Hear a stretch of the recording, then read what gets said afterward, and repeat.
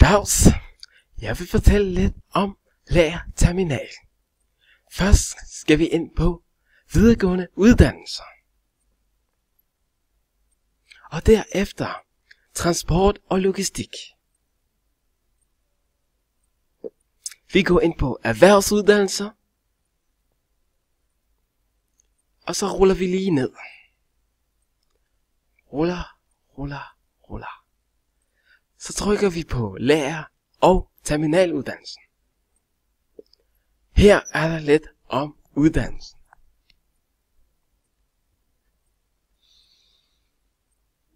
Vi kan starte med at kigge på noget om uddannelsen. Man kan afslutte på de 4 forskellige punkter, som er lærermedhjælper, lærertransport, lærerlogistik og lærerterminaldisponent. Så kan vi gå ned og kigge på uddannelsesopbygning.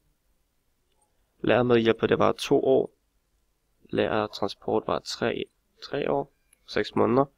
Lærerlogistik var 3 år og 6 måneder. Og lærerterminaldisponent var 5 år. Og man kan se, det er opdelt på det grønne. Det er grundforløbet. Det mørkeblå er skolen. Og det lyseblå er praktik.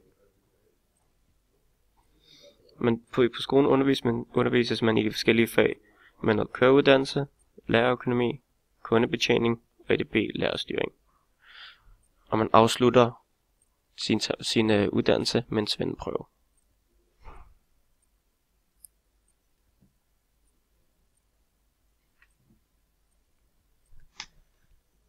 Lidt om adgangskrav.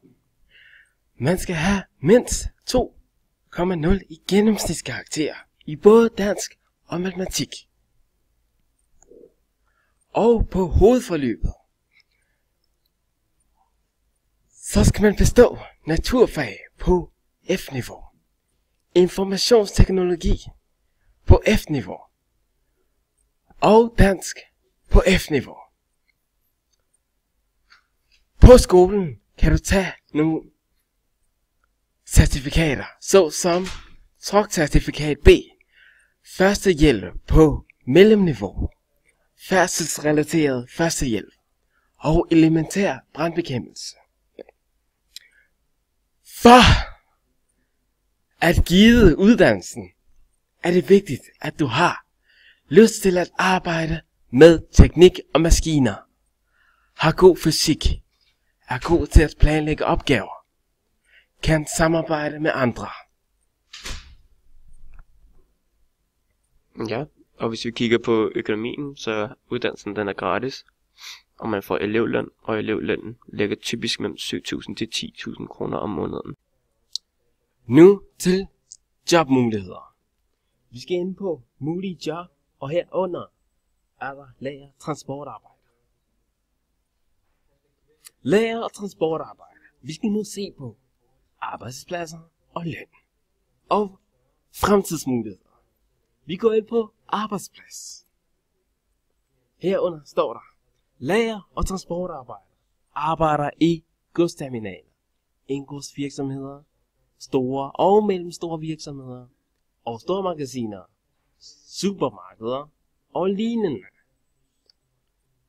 Nedenunder har vi løn. Her har vi en oversigt over løn.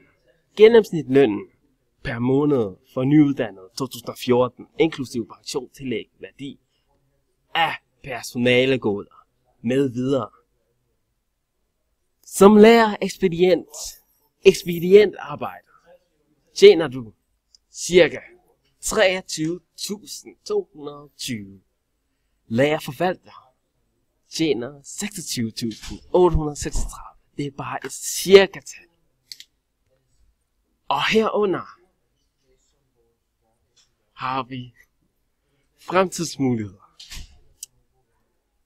Der står: lærer- og transportarbejder kan avancere til for eksempel kørselsleder, lærerformand, lærerforvalter og lærerchef.